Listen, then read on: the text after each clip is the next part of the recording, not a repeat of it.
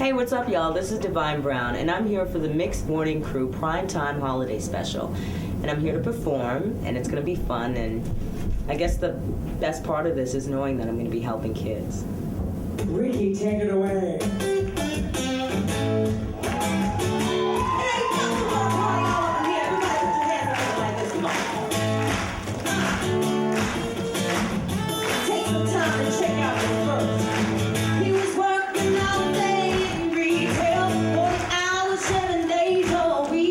Hi, this is Justin Anderson, live from the Empire Theater for Mix97's Primetime Holiday Special. For the Children's Foundation, I'm here with recording artist Divine Brown with a great new CD, The Love Chronicles, and we love it at Mix97. Oh, wow, thank you. It's so great to see you. I mean, the success you've had has just been unbelievable, well received as well with the new album. Mm-hmm. As a recording artist, it's got to feel good, you know, being a writer. And with the new single, the new album, what kind of a process has been this time around? Well, the process has been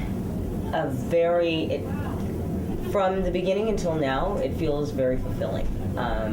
I had a lot to say on this record. I wanted to have a lot of fun on this record, so I think that there's definitely elements of fun and elements of just of heartache, which I love talking about. Of course, love is like an easy subject to talk about. That's the Love Chronicles, and I'm really taking people on a nice little trip through different periods of music: soul, pop, R&B. You know, mixing it up quite a bit on this record. All the miles of the mountain up and the top of the dead street. Saturday night was coming on so bad. Everybody needs a little romance. Let me walk some I'm not so glad to meet you. Live life and take a chance. When the clock strikes midnight, I'll be waiting at the door. Let me fly, I'm ready to slow. Meet me at the Roxy. Meet me at the Roxy.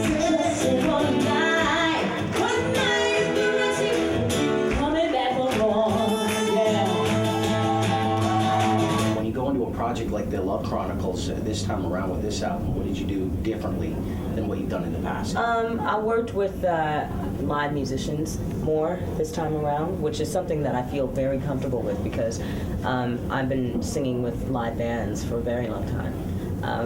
That was one thing that I understood that I felt was important as an artist, was to feel comfortable enough to work with live bands and not to be in a position where I'm one of those R&B singers that once you put them in front of a live band, it's a whole different dynamic and you have to go through that whole learning process again. I'm very open to working with my musicians, like, because I work with a real talented bunch of people, you know what I mean? So I worked with different songwriters as well. So that and working with people, I think I get the best. I get the best results as opposed to trying to do everything on my own. Absolutely. I have a very clear idea of what I want and how to attain it, and I think I made some good choices going to the right people to get the product that I wanted. I've been living in this place my whole life. I ain't never heard the name before. If you want me to get it right, you gotta pass through for sure. Like with this album, I'm sure when you put all these songs, lay them all down, it's like a story you're kind of telling. It is. And it's like the listener isn't getting that whole story. You know, they're hearing that one song that's catching them. It's not like the albums back in the 80s where you bought an album for any of the cover art and everything had a story. Everything was tied together. Yeah, right. Everything was tied together, and I made this record in the spirit of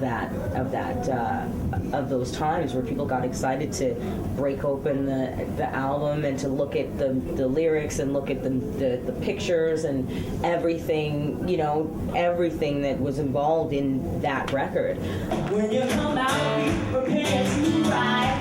Everybody there dressed so bright. Short skirts and tight jeans. Want you with a lead or a jingle that you can't deny. When the clock strikes midnight, I'll be waiting at the door. When you fly, I'm ready to explode. Yeah. Meet me at the Roxy. Meet me at the Roxy. Meet me at the Roxy. All right. Just one night. I believe in my record, you know, and I believe in the songs. You wouldn't put it out if you I did. wouldn't. And you're absolutely right. I'm a bit of a perfectionist that way. Yeah. So The fact that it's not really being given a chance, or not that it isn't, because people are digging it. Right. But there's so much that it's hard. Like, unless you're one way, I think Divine Brown sometimes isn't just then- one single. You know what I mean? And I think that if you're not a certain way, people are just used to getting a packaged a certain way and being given that package a certain way.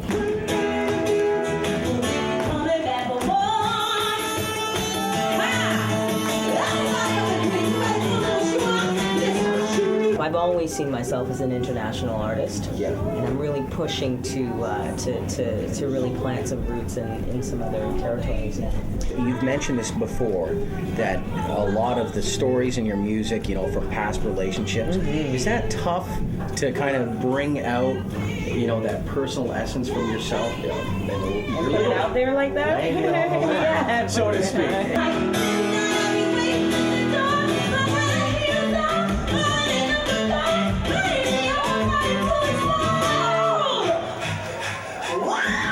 I made a decision a long time ago to allow myself to bare my soul, because I think that's a part of being an artist, is allowing yourself and knowing that, you know, not being scared to be vulnerable. You know what I mean? And I think that that's an aspect of what connects people to the music, or to music in general, is when they can relate, when they listen to a song and they relate it to something that they went through, because, you know, it's like, yeah, I can, there's that connection that's made.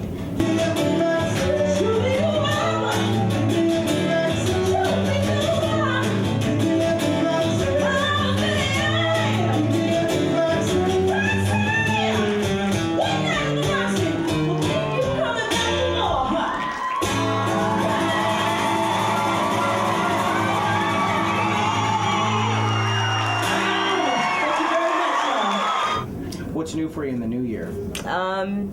What's new for me is trucking out to different to Europe, exploring Europe. Be fun. Yes, it's gonna be a lot of fun. We love the album.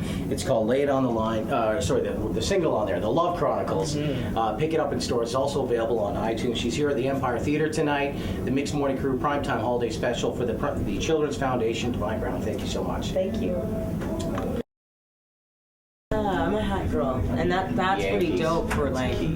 That's pretty For dope. winter. Yeah, it's dope.